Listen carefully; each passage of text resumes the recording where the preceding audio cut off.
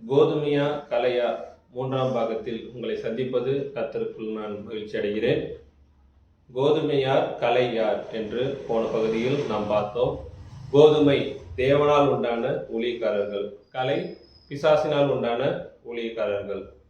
இப்படிப்பட்ட ஊழியக்காரர்கள், கள்ள ஊழியர்கள் அநேகர் இருக்கிறார்கள். தேவன் அனுப்பப்பட்ட ஊழியர்கள் சிலர் இருக்கிறார்கள். இப்படிப்பட்டவர்களை கண்டுபிடிக்க ஆண்டவர் நமக்கு கூறிய வசனம் என்ன? புறாக்களை போல கபடற்றவர்களாகவும் சர்ப்பத்தை போல வினா உள்ளவர்களாகவும் இருங்கள் என்று. நாம் இந்த காரியத்தில் கண்டிப்பாக ஒரு சர்ப்பத்தை போல வினா உள்ளவர்களாக, கேள்வி உள்ளவர்களாக, கேள்வி ஞானம் உள்ளவர்களாக இருந்தால் தான் இந்த காரியத்திலிருந்து தப்பிக்க முடியும். இதே வார்த்தையை பவுல் அவருடைய நிருபத்திலும் சொல்லியிருக்கிறார். புத்தியிலே நீங்கள் குழந்தைகளாய் இராதேயுங்கள், துர்க்குணத்தில் குழந்தைகளாய் இருங்கள், புத்தியிலே தேறினவர்களாய் இருங்கள் என்று நமக்கு சொல்லியிருக்கிறார். இப்படி புத்தியிலே தேறி இருந்தால் கோதுமையார் கலையார் நாம் என்று எளிதாக கண்டுபிடித்து விடலாம். நாம் எடுத்து வாசிப்போம். யோவான் 10:4-5. அவன் தன்னுடைய ஆடுகளை வெளியே விட்ட பின்பு அவைகளுக்கு முன்பாக நடந்து போகிறான். ஆடுகள் அவன் சத்தத்தை அறிந்திருக்கிறபடியினால் அவனுக்கு பின் செல்கிறது. அந்நியனுடைய சத்தத்தை அறியாதபடியினால் அவைகள் அந்நியனுக்கு பின் செல்லாமல் அவனை விட்டோடிப்போம் என்றார். இந்த இடத்துல அவன்றது மேய்ப்பன். மேய்ப்பன் தன்னிடம் ஆண்டவர் சொல்கிறார். தன்னுடைய ஆடுகளை வெளியே விட்ட பின்பு அவைகளுக்கு முன்பாக நடந்து போகிறான். ஆடுகள் அவன் சத்தத்தை அறிந்திருக்கிறபடியினால் அவனுக்கு பின் செல்கிறது. அவருடைய ஆடுகள் தான் அவருடைய சத்தத்திற்கு கண்டிப்பாக செவி கொடுக்கும், ஆண்டவரை பின்பற்றுகிறவர்களாக இருப்பாங்க. அடுத்து பார்த்தீங்கன்னா, அந்நியருடைய சத்தத்தை அறியாதபடியினால், அந்நியர் யார்? இந்த இடத்துல பிசாசும் பிசாசுடைய ஊழியக்காரர்களும். அவைகள் அந்நியனுக்கு பின் செல்லாமல், அந்நியரை பின்பற்றாமல், ஃபாலோ பண்ணாம அவங்க அவனை விட்டு ஓடிப்போம். நம்ம எங்க? விக்கிரக ஆராதனை விட்டு ஓடிப்போங்கள், விலகி ஓடுங்கள். அதுபோல இந்த கள்ள ஊழியர்களை விட்டு நீங்க ஓடி போகணும். அப்ப நம்ம கோதுமையாக இருந்தால் என்ன செய்வோம்? தேவனுக்கு செவி கொடுப்போம், அவரை பின்பற்றுவோம். சாத்தானுடைய உபதேசம் வந்தால் அவனுக்கு செவி கொடுக்க மாட்டோம், அவனை விட்டு ஓடி போவோம். இதை யோவானும் அவருடைய நிருபத்தில் சொல்கிறார். 1 யோவான் 4:6. நாங்கள் தேவனால் உண்டானவர்கள், தேவனை அறிந்தவன் எங்களுக்கு செவி கொடுக்கிறான், தேவனால் உண்டாயிராதவன் எங்களுக்கு செவி கொடுக்கிறதில்லை. இதனாலே சத்தியாவி இன்னதென்றும் வஞ்சகாவி இன்னதென்றும் அறிந்திருக்கிறோம். யோவான் இங்கு சொல்லுகிறார், நாங்கள் தேவனால் உண்டானவர்கள், நாங்கள் கோதுமை, நாங்கள் நல்ல விதையை விதைக்கிறவர்கள், தேவனை அறிந்தவன் எங்களுக்கு செவி கொடுக்கிறான். இங்கே தேவனை அறிந்தவன் யார்? கோதுமை. தேவனால் தெரிந்து கொள்ளப்பட்டவன் கோதுமை. அவன்தான் எங்களுக்கு செவி கொடுக்கிறான். தேவனுடைய வார்த்தைக்கு, அப்போஸ்தலர் உபதேசத்துக்கு செவி கொடுக்கிறவன் இயேசு கிறிஸ்துவுக்கு செவி கொடுப்பான். கோதுமை, அதாவது இந்த ஆடுகள் தான் அப்போஸ்தலர் உபதேசத்துக்கு, தேவனுடைய சத்தத்திற்கு செவி கொடுத்து பின் செல்லும். தேவனால் உண்டாயிராதவன் எங்களுக்கு செவி கொடுக்கிறது இல்லை. இந்த இடத்துல கலை யாருக்கு செவி கொடுக்க மாட்டாங்க? இயேசு கிறிஸ்துவுக்கு, அதாவது அப்போஸ்தலருடைய உபதேசத்துக்கு செவி கொடுக்க மாட்டார்கள். இதனால் சத்தியாவி என்னதென்றும் வஞ்சகாவி என்னதென்றும் நாம் அறிந்திருக்கிறோம். நம்ம சத்திய ஆவியா யார் பேசினாலும் அது சத்தியாவி வஞ்சகாவி எளிதாக கண்டுபிடிச்சிடலாம். நீங்க வசனத்தை நீங்க இருதயத்தில் வைத்து அதை நீங்க சரியாக புரிந்து கொண்டீர்கள் என்றால் சத்தியாவியது வஞ்சகாவியது என்று எளிதாக கண்டுபிடித்து விடலாம். நாம் வசனம் என்ற வெளிச்சத்தில் இருந்தால் எல்லாவித வெளிச்சமாக இருந்தெல்லாம் வெளியரங்கமாய் இருக்கிறது. சத்தியாவி வஞ்சகாவி என்னதென்று நாம் அறிந்திருக்கிறோம். அதே நிருபத்தில் 1 யோவான் 2:26. உங்களை வஞ்சிக்கிறவர்களை குறித்து இவைகளை உங்களுக்கு எழுதுகிறேன். நீங்கள் அவராலே பெற்ற அபிஷேகம் உங்களை நிலைத்திருக்கிறது, ஒருவரும் உங்களுக்கு போதிக்க வேண்டியதில்லை. அந்த அபிஷேகம் சகலத்தையும் குறித்து உங்களுக்கு போதிக்கிறது. அது சத்தியமா இருக்கிறது, பொய்யல்ல. அது உங்களுக்கு போதித்தபடியே அவரில் நிலைத்திருப்பீர்களாக. இங்க கோதுமையை குறித்து, அதாவது விசுவாசிகளை பார்த்து யோவான் சொல்லுகிறதாவது, உங்களை வஞ்சிக்கிறவர்களை குறித்து இவைகளை உங்களுக்கு எழுதுகிறேன். அப்ப விசுவாசிகளுக்கு சோதனை உண்டு, பரீட்சை உண்டு. அவர்கள் வழிவிலக செய்ய பிசாசு எல்லா வித போராட்டமும் போராடுவான். அப்போ உங்களை வஞ்சிக்கிறதை குறித்து இவர்களுக்கு எழுதுகிறேன். நீங்கள் அவராலே பெற்ற அபிஷேகம் உங்களில் நிலைத்திருக்கிறது. தேவன் உங்களை அபிஷேகித்திருக்கிறார். அவருடைய வார்த்தை உங்களுக்கு கொடுக்கப்பட்டிருக்குது. பரிசுத்தாவியும் உங்களுக்கு அருளப்பட்டிருக்கிறார். இப்படி நம்ம சகலத்தையும் பெற்றிருந்த நாம ஒருவரும் உங்களுக்கு போதிக்க வேண்டுவதில்லை. இது மற்ற போதகர்களே எந்த உபதேசமும் உங்களுக்கு போதிக்க வேண்டாம், நீங்களே எல்லாம் கத்துக்கலாம் அப்படி சொல்லவில்லை.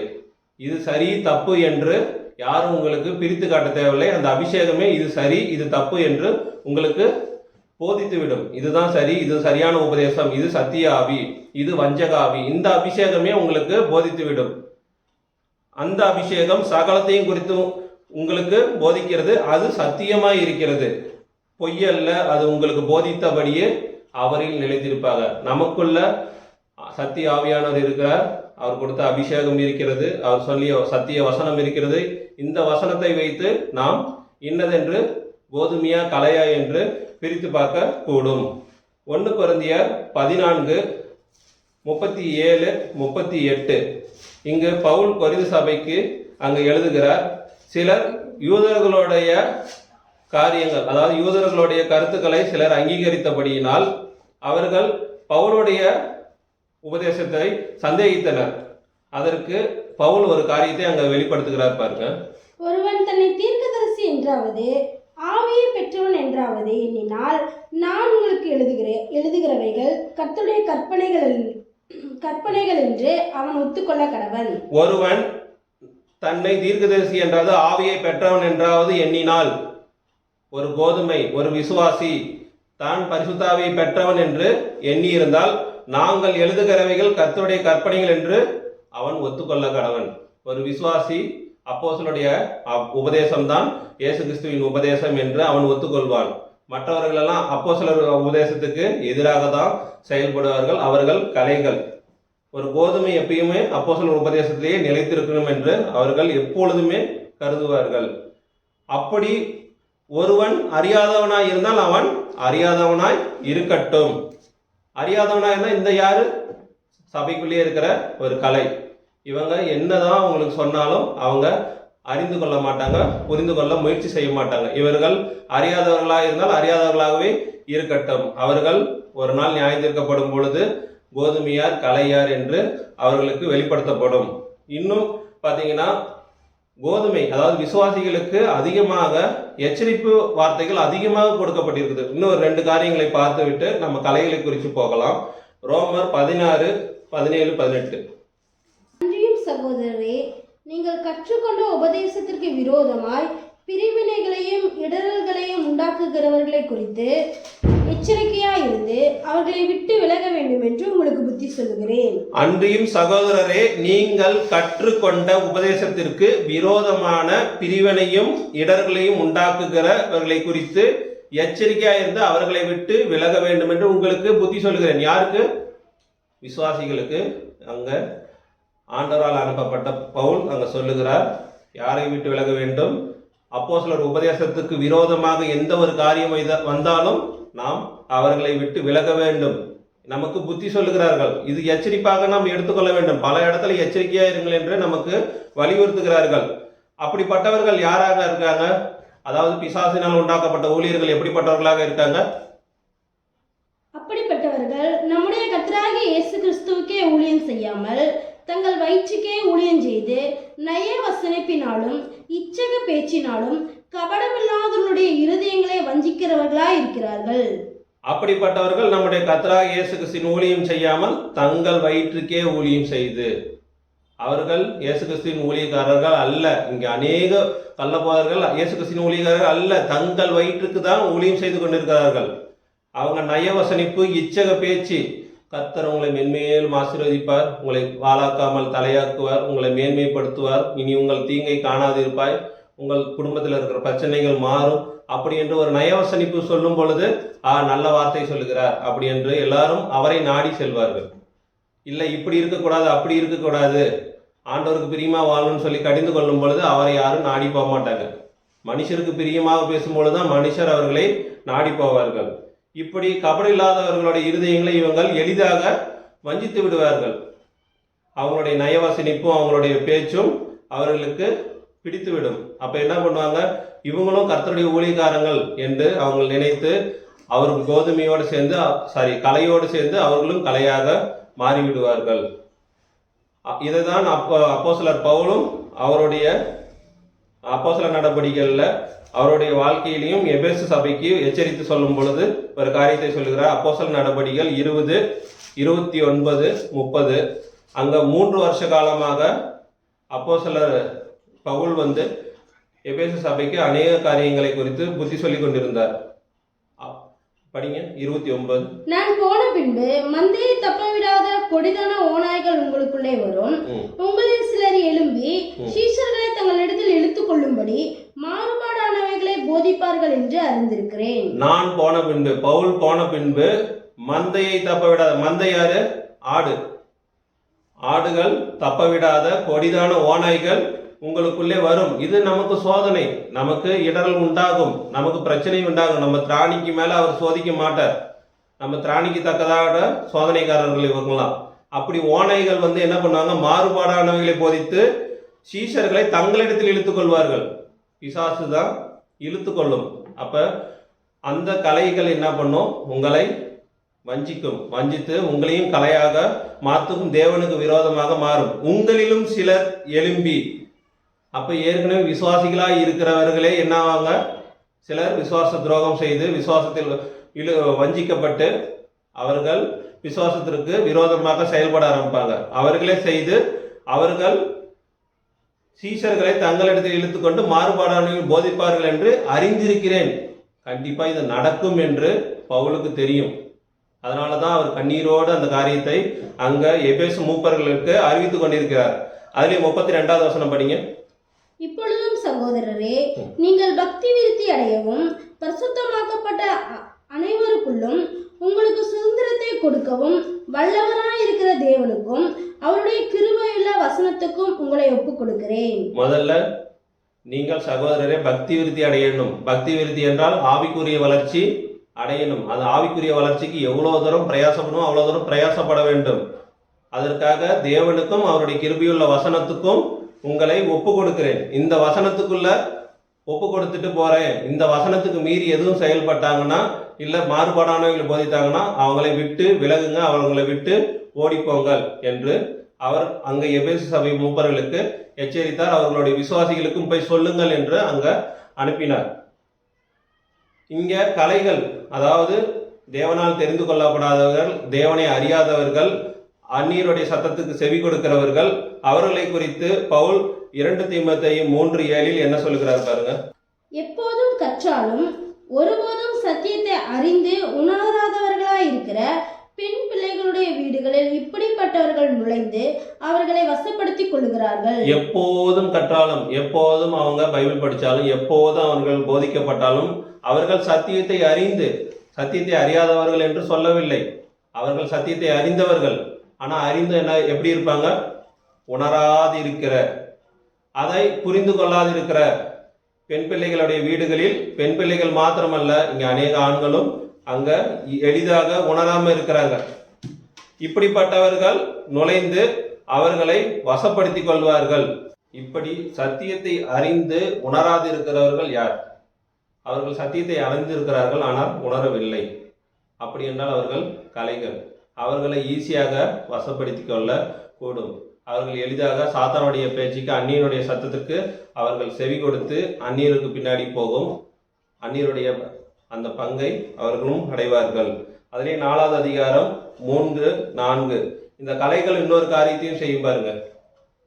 ஏனென்றால் அவர்கள் ஆரோக்கியமான உபதேசத்தை பொறுக்க மனதில்லாமல் செவித்தின உள்ளவர்களாகி தங்கள் சுய இச்சைகளுக்கேற்ற போதகர்களை தங்களுக்கு திரளாய் சேர்த்துக்கொண்டு சத்தியத்துக்கு செவியை விலக்கி கட்டுக்கதைகளுக்கு சாய்ந்து போகும் காலம் வரும். ஏனென்றால் அவர்கள் இந்த இடத்துல யாரும் சொல்லப்பட்டிருக்கு?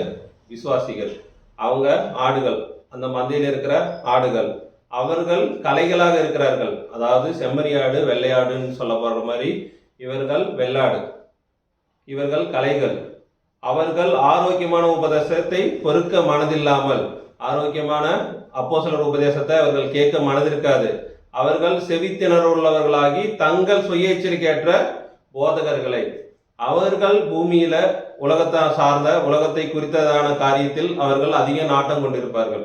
அவர்கள் இந்த மாதிரி போதகர்களுடைய பேச்சு உலகத்தை குறித்தே இருக்கும். இவர்கள் உலகத்தை குறித்து பேசுகிறார்கள், உலகமும் அவர்களுக்கு செவி கொடுக்கும் என்று 1 யோவான்ல நம்ம படிக்கிறோம். அப்போ உலகத்தை குறித்தே பேசுகிறவர்கள், இவர் உலக நாட்டத்திலேயே இருக்கிறவர்கள், இம்மைக்கு மாத்திரம் இயேசு கிறிஸ்துவை தேடுகிறவர்கள் கலைகளாக இருக்கிறார்கள். இப்படி இம்மைக்கு மாத்திரம் தேடுகிறவர்கள் என்ன பண்ணுவாங்க, நமக்கு பிரியமா யார் பேசுகிறார்கள் என்று அவர்களே சூஸ் பண்ணுவாங்க. சுயேட்சையில் கேட்ட போதகர்களை தங்களுக்கு திரளாக சேர்த்து கொண்டு, போதகர்கள் இவங்க போய் சேர்க்க மாட்டாங்க, போதகர்கள் தான் போய் அவங்கள சீஷராக்கணும். ஆனா இவங்களே தங்களை இவர் போதகர் என்று, இவர் தான் நமக்கேற்ற போதகர் என்று இவர்களே சேர்த்து கொண்டு சத்தியத்துக்கு செவியை விலக்கி கட்டுக்கதைகளுக்கு சாய்ந்து போகும் காலம் வரும். இவர்கள் சத்தியத்துக்கு செவி கொடுக்க மாட்டார்கள். ஆனாலும் எப்படி இருப்பார்கள், சபைக்குள்ளதான் இருப்பார்கள், கலைகளாகவே இருப்பாங்க. அதனாலதான் தன்னிலத்தில் ஆண்டவர் கோதுமை விதைக்கும் போது அந்தக்குள்ள கலைகளையும் சாத்தான் விதைத்து விட்டு போவான். எசேக்கியேல் 33, 31, 32. இங்கு இயேசு கிறிஸ்து வருகைக்கு முன்னாடி எசேக்கியேலுக்கு ஒரு தீர்க்க தரிசன வார்த்தை பெற்றுக்கொண்டார். அது பிற்காலத்தில் நடக்கப் போகிற காரியத்தை அங்க வெளிப்படுத்துகிறதாக இருக்கிறது. ஜனங்கள் கூடி வருகிற வழக்கத்தின்படி உன்னிடத்தில் வந்து உனக்கு முன்பாக என் ஜனங்கள் போல் உட்கார்ந்து உன் வார்த்தைகளை கேட்கிறார்கள். ஆனாலும் அவர்கள் அவைகளின்படி செய்கிறதில்லை. அவர்கள் தங்கள் வாயினாலே இன்பமாய் பேசுகிறார்கள், அவர்கள் இருதயமோ பொருளாசையை பின்பற்றி போகிறது. ஜனங்கள் கூடி வருகிற வழக்கத்தின்படியே உன்னிடத்தில் வந்து உனக்கு முன்பாக என் ஜனங்கள் போல் உட்கார்ந்து, அவருடைய ஜனங்களை போல கிறிஸ்தவர்களை போல உட்கார்ந்து இருப்பாங்க. எல்லாரும் சபை கூடி வருகிறது போல தவறாம இவங்களும் சபை கூடி வருவாங்க. என் ஜனங்கள் போல உட்கார்ந்துக்கிறாங்க. என் ஜனங்கள்னா கிறிஸ்தவர்களை போல, யெகோவா தேவனை வணங்கின யூதர்களை போல அப்படி வந்து கூடி உட்கார்ந்துக்கிறாங்க. உன் வார்த்தைகளை கேட்கிறார்கள், அதாவது சத்தியத்தை கேட்கிறார்கள், அறிந்து கொள்ளுகிறார்கள். ஆனாலும் அவர்கள் அவைகளின்படி செய்கிறது இல்லை. அவர்கள் தங்கள் வாயினாலே இன்பமாய் பேசுகிறார்கள். மெசேஜ் ரொம்ப அருமையாக இருந்தது, ஆசீர்வாதமாக இருந்தது, எங்களுக்கு ஏற்றதாக இருந்தது, எங்களுக்கு உணர்த்தக்கூடியதாக இருந்தது என்று சொல்லும் பொழுது நல்லா புரிஞ்சுக்கிட்டாங்க பொழுது. பிரசங்கம் பண்ணும்போது ரொம்ப ஆர்வமாக தலையாட்டி கேட்டுட்டு இருப்பாங்க. ஆனாலும் அவர்கள் இருதயத்தில் எப்படி இருக்கு, பொருளாசையை பின்பற்றி இருக்கும், உலகத்தை பின்பற்றி இருக்கும். இவர்களெல்லாம் கலைகள். போன பகுதியில் ஊழியக்காரர்கள் கோதுமையா கலையா என்று பார்த்தோம். இந்த இடத்துல விசுவாசிகள் பார்த்து அங்க பார்த்துட்டு இருக்கிறோம். விசுவாசிகள்ல கோதுமை கலை யார் என்று இங்க பார்த்து கொண்டிருக்கிறோம். 32வது வசனம். இதோ நீ இனிய குரலும் கீத வாத்தியமும் வாசிப்பதில் சாமர்த்தியம் உள்ள உன்னுடையவன், பாடும் இன்பமான பாட்டுக்கு சமமாய் இருக்கிறாய். அவர்கள் உன் வார்த்தைகளை கேட்கிறார்கள், ஆனாலும் அவைகளின்படி செய்யாமல் போகிறார்கள். ஒரு மனிதனுக்கு எந்த ஒரு காரியம் ரொம்ப இன்பமாக இருக்கும் என்றால், ஒரு இனிமையான பாடல், ஒரு நல்ல வாத்தியத்தில் பாடுகிற ஒரு பாடல், அந்த பாடலை கேட்கும்போது தன்னை மறந்து கேட்டுக்கொண்டிருப்பார்கள். அந்த மாதிரி இவங்களும் உன்னுடைய பிரசங்கத்தை, உன்னுடைய வார்த்தைகளை இன்பமாய் பாடுகிற பாட்டு அப்படின்னு சொல்லி அந்த பாட்டை இன்பமாய் கேட்டு கொண்டிருக்கிறார்கள். ஆனால் கேட்கிறார்கள், ஆனாலும் அவைகளின்படி செய்யாமல் போகிறார்கள். இப்படிப்பட்டவர்கள் கலைகளாக இருக்கிறார்கள். அதனாலதான் சொல்லுகிறேன், நான் கோதுமையா கலையா என்று உங்களை நீங்களே சோதித்து பாருங்கள். போன பகுதியில் நம்ம முதல் வசனமே, நீங்கள் விசுவாசியாக இருக்கிறீர்களா என்று உங்களை நீங்களே சோதித்து பாருங்கள் என்று பவுல் சொன்னதாக நம்ம வாசித்தோம். 1 யோவான் 2:18-19. பிள்ளைகளே, இது கடைசி காலமா இருக்கிறது. அந்தி கிறிஸ்து வருகிறான் என்று நீங்கள் கேள்விப்பட்டபடி இப்பொழுதும் அநேக அந்தி கிறிஸ்துகள் இருக்கிறார்கள். அதனாலே இது கடைசி காலம் என்று அறிந்திருக்கிறோம். அவர்கள் நம்மை விட்டு பிரிந்து போனார்கள், ஆகிலும் அவர்கள் நம்முடையவர்களாய் இருக்கவில்லை. நம்முடையவர்களாய் இருந்தார்களானால் நம்முடனே நிலைத்திருப்பார்கள். எல்லாரும் நம்முடையவர்கள் அல்லவென்று வெளியாகும்படிக்கே பிரிந்து போனார்கள். பிள்ளைகளே, அவருடைய விசுவாசிகளை பார்த்து, கிறிஸ்துவர்களை பார்த்து அங்க யோவான் சொல்கிறார், இது கடைசி காலமாய் இருக்கிறது. அந்தி கிறிஸ்து வரும் என்று நீங்கள் கேள்விப்பட்டபடி இப்பொழுது அநேக அந்தி கிறிஸ்துகள் இருக்கிறார்கள். அதனாலே இது கடைசி காலம் என்று அறிந்திருக்கிறோம். இயேசுவையும் பிதாவையும் மறுதளிக்கிற, அதாவது இயேசு கிறிஸ்துவின் பிதாவையும் உபதேசத்தை மறுதளிக்கிற எல்லாருமே அந்தி கிறிஸ்து தான். அதுதான் இங்கே அந்தி கிறிஸ்து என்று அநேக அந்தி கிறிஸ்துகள் இங்கே இருக்கிறார்கள். அதனாலே இது கடைசி காலம் என்று அறிந்திருக்கிறோம். அவர்கள் நம்மை விட்டு பிரிந்து போனார்கள். இப்போ ஏற்கனவே இவங்க யார் இருக்காங்க? சபையில் நம்ம கூட தான் இருந்தாங்க. உங்கள் அன்பின் விருந்துகளில் அவர்கள் கரைகளாய் இருந்து, அன்பின் விருந்து என்றால் அவருடைய வார்த்தை, ஆண்டவருடைய அன்பு அங்கே வெளிப்படுத்தப்படும். அவங்களும் உட்காந்து நம்முடையவர்களை போல உட்காந்து கேட்டுட்டு இருப்பாங்க. ஆனால் நம்ம கூடயே இருந்து ஒரு கரைகளாக இருப்பார்கள். அப்படிப்பட்டவர்கள் நம்மை விட்டு பிரிந்து போவார்கள். அவர்கள் நம்முடையவர்களாய் இருக்கவில்லை. ஒருவேளை அவர்கள் நம்முடையவர்களாய் இருந்தார்கள் என்றால், அதாவது கோதுமையாக இருந்தார்கள் என்றால் நம்முடனே இருந்திருப்பார்கள். அவர்கள் கலைகளாக இருப்பதனால் நம்மை விட்டு பிரிந்து போனார்கள். எல்லாரும் நம்முடையவர்கள் அல்லவென்று வெளியாகும்படிக்கே இப்படி பிரிந்து போனார்கள். எல்லாரும் நம்முடைய கோதுமை இல்லை என்று அவர்கள் பிரிந்து போகிறவர்களாக இருக்கிறார்கள்.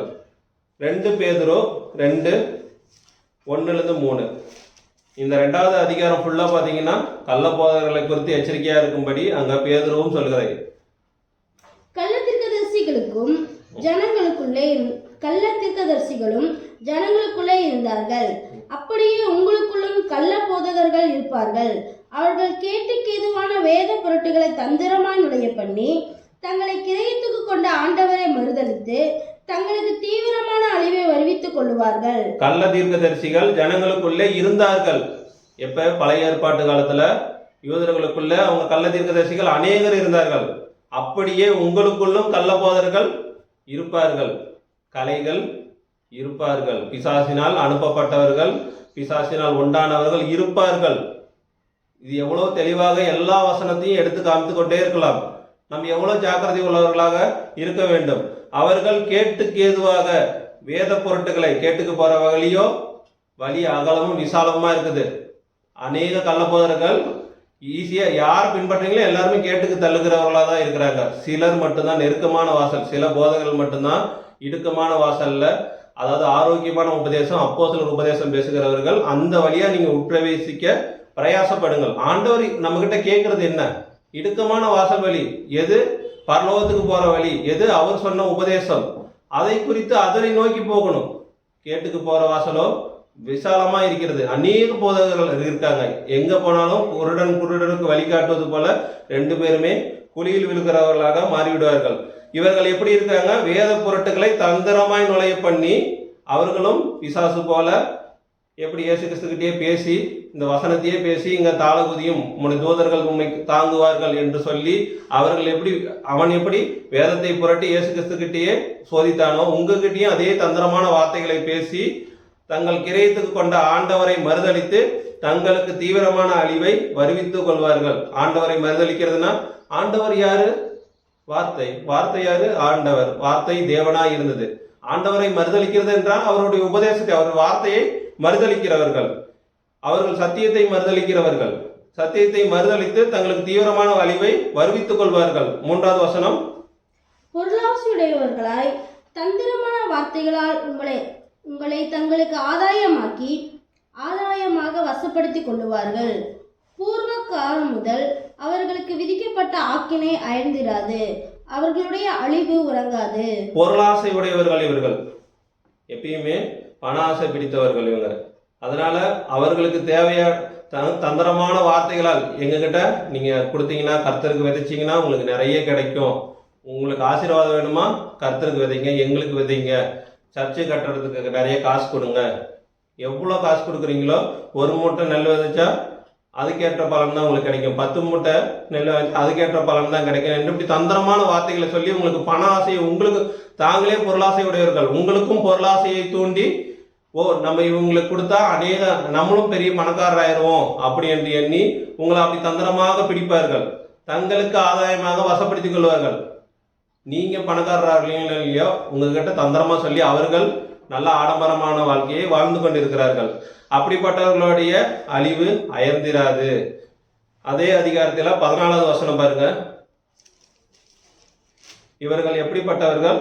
விபச்சார மயக்கத்தால் நிறைந்தவைகளும் பாவத்தை விட்டோயாதவைகளுமாய் இருக்கிற கண்களுடையவர்கள், உறுதி இல்லாத ஆத்துமாக்களை தந்திரமாய் பிடித்து பொருளாசைகளில் பழகின இருதயத்தையுடைய சாபத்தின் பிள்ளைகள். இந்த போதகர்கள் எப்படிப்பட்டவர்களாக? விபச்சார மயக்கத்தால் நிறைந்தவைகளும் பாவத்தை விட்டு ஓயாதவைகளுமாய் இருக்கிற கண்களை உடையவர்கள். இங்கே விபச்சார மயக்கம் என்பது சாத்தானோடு, நம்மளுடைய புருஷன் யார்?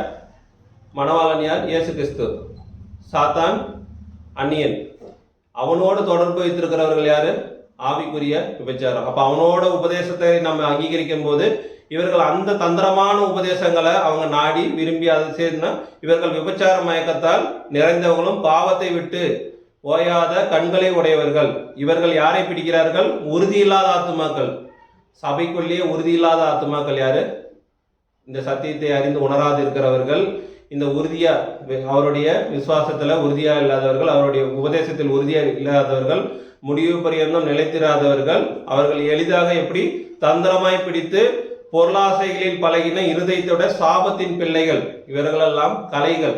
இவர்கள் ஒரு நாள் எங்க கலைகளை எடுத்து அக்னியில போட்டு அவர்கள் சுட்டெரிப்பார்கள் என்று நம்ம அந்த ஓமையில தொடக்கத்தில் நாம் பார்த்தோம். அதே அதிகாரத்துல 19 படிங்க. தாங்களே கேட்டுக்கு அடிமைகளாய் இருந்தும் அவர்களுக்கு சுயாதீனத்தை வாக்குத்தத்தம் பண்ணுகிறார்கள். எதினாலே ஒருவன் ஜெயிக்கப்பட்டிருக்கிறானோ அதற்கு அவன் அடிமைப்பட்டிருக்கிறானே. தாங்களே கேட்டுக்கு அடிமைகளாய் இருந்தும், இவங்க நரகத்துக்கு அடிமைகள், பிசாசுக்கு அடிமைகள். யாரு? இந்த கள்ள அப்போஸ்தலர்கள், கள்ள போதகர்கள். இவர்கள் கலைகள். இவங்களே கேட்டுக்கு அடிமையா இருக்காங்க. ஆனா என்ன பண்ணுவாங்க? சுயாதீனம் வாக்குத்தத்தம் பண்ணுவார்கள். உங்களை ஆண்டவர் பெரிய ஆளாக்குவாரு, உங்கள் பரலோகத்தை அவருக்கு கண்டிப்பா தருவாரு, உங்களுக்கு எல்லா வித நன்மையும் அவர் கொடுக்குறாரு, எந்த தீங்கையும் காணாது இருப்பார், இந்த வருடம் நன்மையினால் உங்களை போஷிப்பார், உங்களை நன்மையினால் நிரப்புவார் என்று இவர்கள் சுயாதீனர். இவர்கள் சுயாதீனரை போல, அதாவது ஒளியின் தூதன் வேஷத்தை தரித்து கொண்ட அந்த நல்ல போதகர்களை போல இவர்களும் தங்களை காட்டிக் கொள்வார்கள். எதினால் ஒருவன் ஜெயிக்கப்பட்டிருக்கிறானோ அதற்கு அவன் அடிமையா இருக்கிறான். இந்த உபதேசம் பேசுகிறவர்களுக்கு நீங்கள் அவர்களால் நீங்க ஜெயிக்கப்பட்டீங்கன்னா நீங்க யாருக்கு அடிமையாயிருவீங்க? யாருடைய பேச்சை கேட்குறீங்களோ அவர் யாரால் அனுப்பப்பட்டோம் அவங்களுக்கு அடிமையா மாறிடுவீங்க. என்னை ஏற்றுக்கொள்ளுகிறான் இயேசு கிறிஸ்துவை ஏற்றுக்கொள்ளும் பிதாவை ஏற்றுக்கொள்கிறான் என்று அவர்கள் சொன்னிய வார்த்தைப்படி இவர்களை ஏற்றுக்கொள்ளுவர்கள் பிசாசை ஏற்றுக்கொள்ளுகிறான். அப்ப பிசாசுக்கு அடிமைகளாக இவர்கள் மாறிவிடுகிறார்கள். 20வது வசனம் பாருங்க. கர்த்தரும் இரட்சகருமாய் இருக்கிற இயேசு கிறிஸ்துவை அறிகிற அறிவினாலே உலகத்தின் அசுத்தங்களுக்கு தப்பினவர்கள் மறுபடியும் அவைகளில் சிக்கிக்கொண்டு ஜெயிக்கப்பட்டால் அவர்களுடைய பின்னிலைமை முன்னிலைமையிலும் கேடுள்ளதா இருக்கும். இங்க உங்களுக்கு தான் விசுவாசிகளுக்கு எச்சரிக்கை கொடுக்கப்படுகிறது. கர்த்தரும் இரட்சகருமாய் இருக்கிற இயேசு கிறிஸ்துவை அறிகிற அறிவினாலே உலகத்தின் அசுத்தங்களுக்கு தப்பினவர்கள். நீங்க ஏற்கனவே இயேசு கிறிஸ்துவை அறிந்தவர்கள், சத்தியத்தை அறிந்தவர்கள், நீங்க உலகத்தின் அசுத்தங்களுக்கு தப்பினவர்கள். ஆனாலும் இப்படிப்பட்டவர்களோட மறுபடியும் அவைகளில் சிக்கிக்கொண்டால், பிசாசோடைய தந்திரத்துல சிக்கிக்கொண்டால், அவர்களால் ஜெயிக்கப்பட்டால் அவர்களுடைய பின்னிலைமை முன்னிலைமையிலும் கேடுள்ளதா இருக்கும். உங்களுடைய நிலைமை ரொம்ப கேடாயிரும். சத்தியத்தை அறியாமல் இருக்கிறாலே நலமாய் இருக்கும் என்று அடுத்த வசனத்தில் சொல்லுகிறார் பாருங்க. அவர்கள் நீதியின் மார்க்கத்தை அறிந்த பின்பு தங்களுக்கு ஒப்புவிக்கப்பட்ட பரிசுத்த கற்பனையை விட்டு விலகுவதை பார்க்கிலும் அதை அறியாதிருந்தார்களானால் அவர்களுக்கு நலமாயிருக்கும். அவர்கள் நீதியின் மார்க்கத்தை அறிந்த பின்பு, அதாவது சத்தியத்தை அறிந்திருக்கிறாங்க, தங்களுக்கு ஒப்புவிக்கப்பட்ட பரிசுத்த கற்பனை இருக்கு, அவங்களுக்கு ஒப்புவிக்கப்பட்டது. ஆனாலும் அதை என்ன பண்ணாங்க? விட்டு விலகிட்டாங்க. அப்படி விட்டு விலகிறத பார்க்கலாம். அப்படி அறியாதிருந்தால் அவர்களுக்கு நலமாயிருக்கும். ஏன்? பின்னிலைமை முன்னிலைமை காட்டிலும் அதிக கேடு உள்ளதாக மாறிவிடும். அவ்வளோ தூரம் அவ்வளோ பின்வாங்கி போயிட்டாங்க. அவர்களுக்கு என்ன பெயர் வைக்கிறார்? 22. நாய் தன் கக்கினதை தின்னவும் கழுவுப்பட்ட பன்றி சேற்றிலே பொருளவும் திரும்பினது என்று சொல்லப்பட்ட மெய்யான பழமொழியின்படியே அவர்களுக்கு சம்பவித்தது. நாய் தான் கக்கினதை தின்னவும் கழுவப்பட்ட பன்றி சேற்றிலே பொருளவும் திரும்பினது என்று சொல்லப்பட்ட மெய்யான பழமொழியின்படியே அவர்களுக்கு சம்பவித்தது. இவர்களெல்லாம் உலகத்தின் அசுத்தங்கள். எப்படி பன்றியை தன் அசுத்தத்தை விட்டு கூட்டிட்டு வந்து குளிப்பாட்டி விட்டாலும் திரும்ப அந்த பன்றி என்ன பண்ணுதான்? அசுத்தத்துக்கே போகுது, உலகத்தின் அசுத்தத்துக்கே போகுது, சாத்தானுடைய தந்திரமான வார்த்தைகளுக்கே போகிறது. நாய் எப்படி தான் கக்குனதை அதுவே திரும்பவும் திங்குது. ஐயோ இது உடம்புக்கு ஏற்றுக்கொள்ளவில்லை இந்த போஜனம், அதுவே என்ன பண்ணும்? கக்கிரும். ஆனாலும் திரும்ப கொஞ்ச நாள் கழிச்சு அதே விஷயத்தை ஏற்றுக்கொள்கிறது. இப்படிப்பட்டவர்கள் பின்னிலைமை முன்னிலைமை காட்டிலும் கேடுள்ளதாக மாறிடும். கோதுமையாய் இருக்கிறோமா கலைகளாய் இருக்கிறோமா என்று நம்மை நாமே சோதித்தறிவோம். ஆமென்.